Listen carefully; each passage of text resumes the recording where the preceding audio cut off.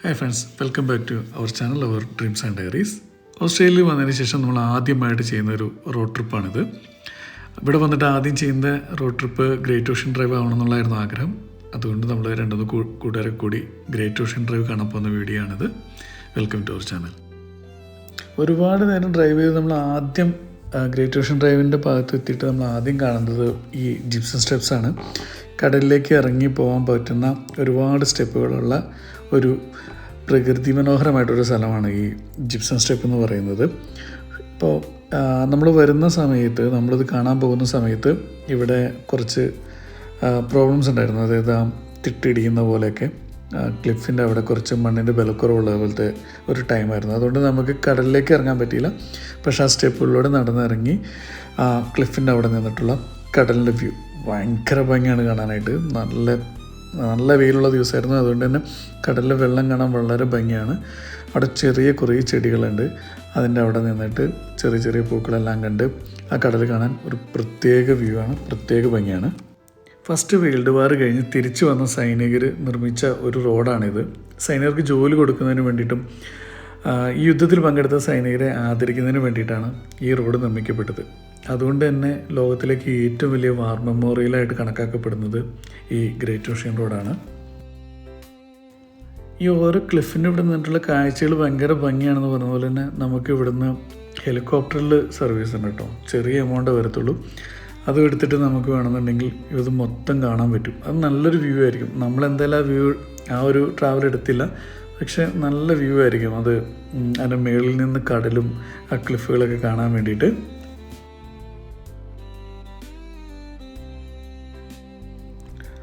Gypsum step കണ്ടതിന് ശേഷം നമ്മൾ ഇനി കാണാൻ പോകുന്നത് 12 അപ്പോസ്തലസാണ്. അത് വലിയ ചുണ്ണാമ്പ് കല്ലിൻ്റെ പാറകൾ, സ്തംഭങ്ങൾ കടലിലേക്ക് ഇറങ്ങി നിൽക്കുന്ന വേൾഡ് ഫേമസ് ആയിട്ടുള്ള ഒരു ടൂറിസ്റ്റ് പ്ലേസാണത്. ഈ ഏകദേശം ഒരു 70 ലക്ഷം പേര് ഒരു വർഷം ഗ്രേറ്റ് ഓഷ്യൻ ഡ്രൈവിലൂടെ ട്രാവൽ ചെയ്യുമ്പോൾ അതിൽ 30% ആളുകളും കാണുന്ന ഒരു അട്രാക്ഷനാണിത്. അപ്പോൾ നമുക്ക് ഇനി ആ കാഴ്ചകളിലേക്ക് പോകാം. ഇൻ്റർനാഷണൽ നിലവാരത്തിൽ ഒരുക്കിയിരിക്കുന്ന വഴികളൊക്കെയാണ് നമുക്ക് ഈ ഓരോ കാഴ്ചകളിലേക്കും പോകാൻ വേണ്ടിയിട്ട് ഇവിടെ ഒരുക്കിയിരിക്കുന്നത്. പിന്നെ അവിടെ ചെറിയ വാർണിംഗ് ബോർഡുകൾ വെച്ചിട്ടുണ്ട്. പാമ്പുകളുണ്ടാവുന്നു, അതുകൊണ്ട് സൂക്ഷിച്ചു പോകണം. ഇതാണ് നമ്മൾ പറഞ്ഞ 12 അപ്പോസ്തലസ്. 12 ശിഷ്യന്മാരെ ഓർമ്മപ്പെടുത്താൻ വേണ്ടിയിട്ടാണ് അതിനങ്ങനെ പേര് കൊടുത്തിരിക്കുന്നത്. പക്ഷേ ഇവിടെ 12 ചുണ്ണാമ്പ് കല്ലുകളില്ല. അതൊരിക്കലും അത്രയും ഉണ്ടായിട്ടില്ല.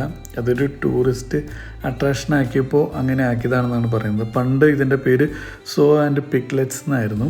പിന്നീട് ഇത് ഭയങ്കര ഫേമസ് ആയി കഴിഞ്ഞപ്പോഴാണ് 12 ശിഷ്യന്മാരെ അനുസ്മരിപ്പിക്കുന്ന പോലെ ഇതിൻ്റെ പേര് 12 അപ്പോസ്തലസ് എന്നാക്കിയത്. എന്നാലും ഇതിലൊരിക്കലും 12 സ്തൂപങ്ങൾ ഉണ്ടായിരുന്നില്ല. 9 മാക്സിമം വന്നത്. ഇപ്പോൾ 7 8 ഉള്ളൂ എന്നാണ് പറയുന്നത്. പക്ഷെ കാഴ്ച അടിപൊളിയാണ്. നല്ല കാറ്റാണ് അതിൻ്റെ മേലെ നിൽക്കുമ്പോൾ. അവിടെ നിന്നിട്ട് പല പ്ലാറ്റ്ഫോമുകളുണ്ട് നമുക്ക് ഈ കാഴ്ചകൾ കാണാൻ വേണ്ടിയിട്ട്. അവിടെ നിന്നിട്ട് നമുക്കതിൻ്റെ വ്യൂ നല്ല രസമാണ്. നീലക്കടലിൽ ഇങ്ങനെ കുറേ ചുണ്ണാമ്പിൻ്റെ സ്തംഭങ്ങൾ ഇങ്ങനെ പൊങ്ങി നിൽക്കുന്നത് കാണാൻ വേണ്ടിയിട്ട്. ആ ക്ലിഫും അവിടെ നിന്നുള്ള വ്യൂവും അടിപൊളിയാണ്. നല്ല ഒരു കാലാവസ്ഥയും കൂടി ആയതുകൊണ്ട് ഞങ്ങൾക്ക് കടൽ കാണാനും ആകാശം കാണാനും അതുപോലെ തന്നെ ഈ ഓരോ കാഴ്ചകൾ കാണാനും വളരെ മനോഹരമായിരുന്നു. നല്ല വെയിലുള്ളതുകൊണ്ട് ചൂടുമുണ്ട്, എന്നാൽ നല്ല കാറ്റായതുകൊണ്ട് തണുപ്പുണ്ട്. അതുകൊണ്ട് നമുക്ക് ജാക്കറ്റ് കൊണ്ട് ഇതിലൂടെ നടക്കാൻ പറ്റത്തുള്ളൂ. ശരിക്കും നമുക്കിവിടെ വിസിറ്റ് ചെയ്യണ ഏറ്റവും നല്ലത് ഓട്ടം ടൈമിലാണ്. മാർച്ച് ടു മെയ് ഉള്ള ആ ഓട്ടം ടൈമിൽ വരുന്നതായിരിക്കും നല്ലത്. അപ്പോൾ കാലാവസ്ഥ ബാലൻസ്ഡായിരിക്കും, പിന്നെ ക്രൗഡും കുറവായിരിക്കും. പക്ഷേ നല്ല കാഴ്ചയാണ് ഇവിടെ വന്നിട്ട് ഏത് സീസണിൽ വന്നാലും കാണാൻ പറ്റുന്നത്. സ്പ്രിംഗ് ടൈമിൽ സെപ്റ്റംബർ ടു നവംബർ ആ ടൈമിൽ വരികയാണെങ്കിൽ നല്ല ഫോട്ടോ എടുക്കാൻ അടിപൊളിയായിരിക്കും. കുറേ പൂക്കളും കാര്യങ്ങളൊക്കെ ഉണ്ടാകുന്ന സമയം അതായിരിക്കും. ഓസ്ട്രേലിയയിലെ സമ്മർ ടൈം ഒരു ഡിസംബർ ടു ഫെബ്രുവരി നല്ല തിരക്കായിരിക്കും, നല്ല ചൂടുമായിരിക്കും. ഈ കാഴ്ചകളൊക്കെ കണ്ടിട്ട് നമ്മൾ ചെറിയ ബ്രേക്ക് എടുത്തു, ഒരു ടീ ബ്രേക്ക് എടുത്തു. അടുത്ത് നമ്മൾ വന്നത് ഇവിടെയാണ്. ലോക്ക് ആർട്ട് ജോർജ് എന്ന് പറഞ്ഞ സ്ഥലത്താണ് വന്നത്. പാറകൾക്കിടയിലുള്ള ഒരു ചെറിയ കടൽക്കര, അതാണിത്. പിന്നെ ഈ സ്ഥലം ഫേമസ് ആയത് പണ്ട് ഒരു ഷിപ്പ് ഇവിടെ അപകടത്തിൽപ്പെട്ടിട്ടുണ്ട്. ഇംഗ്ലണ്ടിൽ നിന്ന് ഓസ്ട്രേലിയയിലേക്ക് വന്ന ഒരു കപ്പൽ 1878 ജൂൺ 1 വന്ന ഒരു കപ്പലാണ്. അത് കാലാവസ്ഥ നല്ലല്ലാത്തതുകൊണ്ട് മഞ്ഞും കാറ്റും കാരനൊക്കെ അത് വഴി തെറ്റി ഈ പാറകളിൽ ഇവിടുത്തെ പാറകളിൽ വന്നിട്ട് ഇടിച്ച് തകരുണ്ടായി. അതിൽ 54 പേരുണ്ടായതിൽ 2 പേര് മാത്രമേ രക്ഷപ്പെട്ടുള്ളൂ.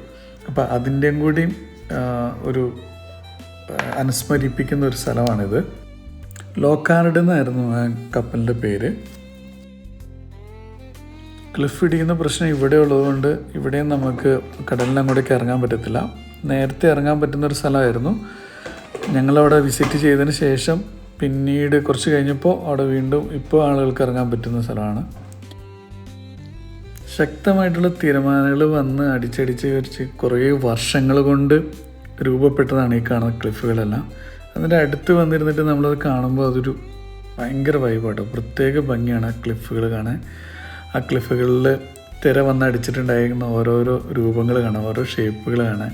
പിന്നെ അതിൻ്റെ വെള്ളം ഇങ്ങനെ കയറി കിടന്നിട്ടുള്ള അതിൻ്റെ ആ വെള്ളത്തിൻ്റെ കളർ കാണാൻ നല്ല ഭംഗിയുള്ള ഒരു സ്ഥലമാണ്. വെറുതെ അല്ല ഇവിടെ ഇത്രയധികം വിസിറ്റേഴ്സ് ഓരോ വർഷവും വരുന്നത്.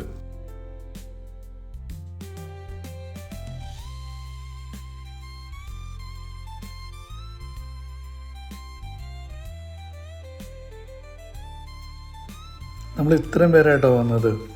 നമ്മുടെ ഫാമിലിയിലുള്ള എല്ലാവരും കൂടാതെ ഞങ്ങളുടെ അടുത്ത ഫ്രണ്ട്സായ ഡോണേഷിപ്പിനും അവരുടെ കുട്ടിയും കൂടെ ചേർന്നിട്ടാണ് ഞങ്ങൾ കാണാൻ വന്നത്. ഈ ക്ലിഫിൻ്റെ അവിടെ മേലെ ചെറിയ കുറേ ചെടികളൊക്കെ ഉണ്ട്. അവിടെ നിന്നിട്ടുള്ള കാഴ്ചകൾ കാണുമ്പോൾ നമുക്ക് പഴയ പല ഇന്ത്യൻ സിനിമകൾ ഓർമ്മ വരും. ഇവിടെ വന്ന് ഷൂട്ട് ചെയ്ത പോലെയുള്ള സ്ഥലങ്ങൾ. താൽക്കാലികമായി ഈ ക്ലിഫിൻ്റെ അവിടെ നിന്ന് താഴത്തേക്ക് ഇറങ്ങാൻ പറ്റാത്തതുകൊണ്ട് നമ്മൾ തൊട്ടടുത്തുള്ള ഒരു ബീച്ച് കാണാൻ വേണ്ടി പോവുകയാണ്. ഇതാണ് ആ ബീച്ച്. Port Campbell ബീച്ചാണിത്. തൊട്ടടുത്ത് തന്നെയാണ്. നമ്മൾ ലഞ്ച് കഴിക്കുന്നതിന് വേണ്ടിയിട്ടും പിന്നെ ഒന്ന് ജസ്റ്റ് കടലിൽ ഇറങ്ങാൻ വേണ്ടിയിട്ടായിട്ടാണ് നമ്മൾ ഈ ബീച്ചിലേക്ക് വന്നത്. ബീച്ചിൻ്റെ അടുത്ത് ഒരു ചെറിയ സിറ്റി ഉണ്ട്. നല്ല ഭംഗിയുള്ളൊരു സിറ്റി, ചെറിയത്. ഇവിടെ നമ്മൾ ഫുഡൊക്കെ കഴിച്ചു. പിന്നെ നമ്മൾ ഈ കടലിലെ കാഴ്ചകൾ കാണാനും കടലിലേക്ക് ഇറങ്ങാനൊക്കെ വേണ്ടിയിട്ട് കുറച്ച് നേരം നമ്മൾ ഇവിടെ ഇങ്ങനെ നേരം സ്പെൻഡ് ചെയ്തു.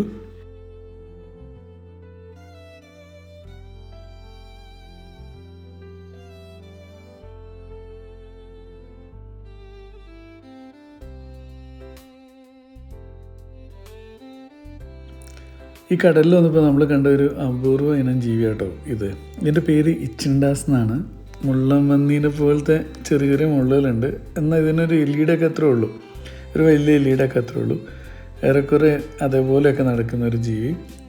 ഇത് എനിക്ക് തോന്നുന്നു ഗ്രേറ്റ് ഓഷ്യൻ ഡ്രൈവിൻ്റെ അവിടെയും ഓസ്ട്രേലിയൻ കാടുകളിലൊക്കെ ഈ ജീവിനെ അധികം കാണാൻ പറ്റും. ഈ ജീവിയുടെ ഒരു പ്രത്യേകത എന്താണെന്ന് വെച്ചിട്ടുണ്ടെങ്കിൽ ഇതിനെന്തെങ്കിലും പ്രോബ്ലം വന്നാൽ, ശത്രുക്കളെ കണ്ടിട്ടുണ്ടെങ്കിൽ ഇതൊരു ബോൾ പോലെയാവും. പിന്നെ ഇത് മുട്ടയിടുന്നൊരു ജീവിയാണ്. എന്നാൽ ഇതൊരു പാൽ കിട്ടുന്ന ജീവിയും കൂടിയാണ്. അങ്ങനത്തെ ഒരു അപൂർവ ഇനം ജീവിയാണത്. ബീച്ചിൽ നിന്ന് കയറിയിട്ട് നമ്മൾ ഇനി പോകാൻ പോകുന്നത് ലണ്ടൻ ആർച്ച് കാണാൻ വേണ്ടിയിട്ടാണ്.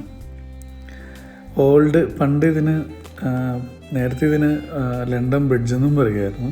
ഇപ്പോൾ ഇതിൻ്റെ പേര് ലണ്ടൻ ആർച്ച് എന്നാണ്. നേരത്തെ നമ്മൾ പോയ പോലെ തന്നെ കുറേ പ്ലാറ്റ്ഫോമുകളിലുള്ള സ്ഥലങ്ങൾ, അവിടെ ഇതുപോലെ കടലിൽ നിൽക്കുന്ന കുറേ ചുണ്ണാമ്പ് സ്തൂപങ്ങൾ പോലെ ലണ്ടൻ ബ്രിഡ്ജിനെ അനുസ്മരിപ്പിക്കുന്ന രീതിയിലാണ് അതിരിക്കുന്നത്. അതുകൊണ്ടാണ് അവരങ്ങനെ പേര് കൊടുത്തിരിക്കുന്നത്. നേരത്തെ നമ്മൾ കണ്ട കാഴ്ചകളൊക്കെ പോലെ തന്നെ അതിമനോഹരമായിട്ടുള്ള മറ്റൊരു സ്ഥലം.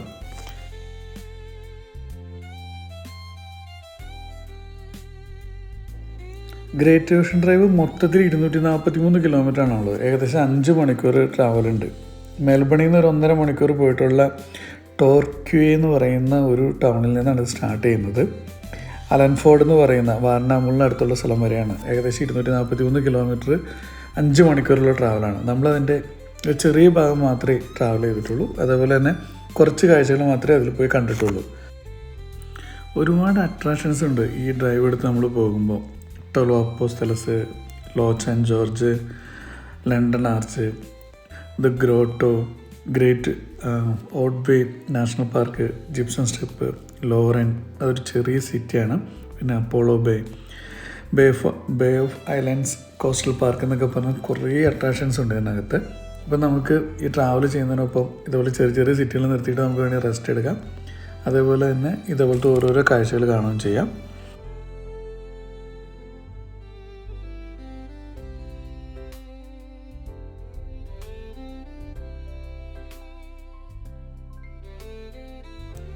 ഇത് ഗ്രേറ്റ് ഓഷ്യൻ ട്രെയിനിന് മറ്റൊരു അട്രാക്ഷനാണ് ഗ്രോട്ടോ. ദി ഗ്രോട്ടോ എന്ന് പറയുന്നത് ഒരു ചെറിയ ഗുഹ പോലെ അവിടെ നിന്നുള്ള കാഴ്ചകൾ ഇത് നമ്മൾ ഒരുപാട് പടങ്ങളിലൊക്കെ കണ്ടിട്ടുണ്ടാവും. ഇതും ഒരു മനോഹരമായിട്ടുള്ള സ്ഥലമാണ്.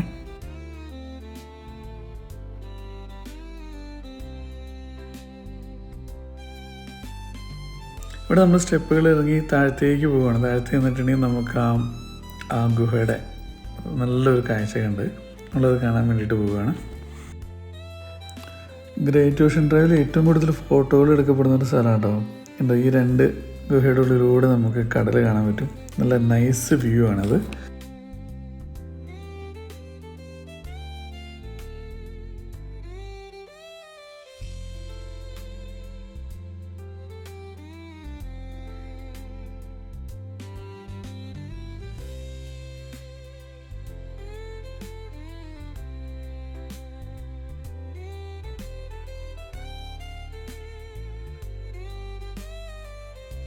നല്ല ഡ്രൈവ് ഇഷ്ടപ്പെടുന്നവർക്ക്, നല്ല കാഴ്ചകൾ ആഗ്രഹിക്കുന്നവർക്ക് നല്ല എൻജോയ് ചെയ്യാൻ പറ്റുന്നൊരു സ്ഥലമാണിത്.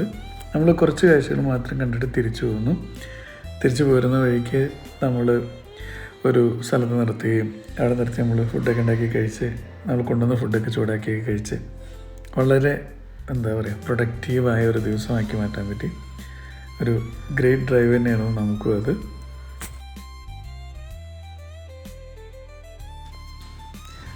2025 നവംബറിലാണ് നമ്മൾ ഈ ട്രാവൽ ചെയ്തത്. നമ്മളിപ്പോഴാണ് ഇത് അപ്ലോഡ് ചെയ്യുന്നത്. അപ്പോൾ മറ്റൊരു ഓസ്ട്രേലിയൻ വീഡിയോ ആയിട്ട് നമുക്ക് വീണ്ടും കാണാം. ബൈ. Thank you.